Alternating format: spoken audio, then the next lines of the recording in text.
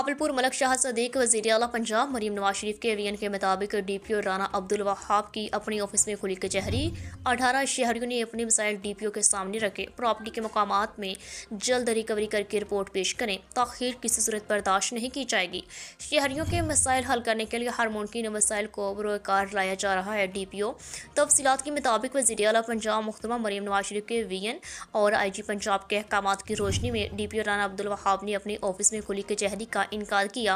शहरियों की बड़ी तादाद ने खुली कचहरी में शिरकत की, जहां शहरियों के मसाइल सुने गए और मुतल्लिका अफसरान को फौरी हल के अहकामात जारी किए गए। डीपीओ राना अब्दुल वहाब ने कहा कि खुली कचहरी का मकसद वज़ीर आला पंजाब के वीन के मुताबिक शहरियों के मसाइल को मेरिट पर अबर वक्त हल करना और आवाम और पुलिस के दरमियान एतमाद की फ़ज़ा को मज़ीद मजबूत बनाना है। शहरियों ने डीपीओ के इस इकदाम को सराहते हुए कहा कि इनके मसाइल के फौरी हल के लिए बराह रास्त राब्ता एक खुश आइंद कदम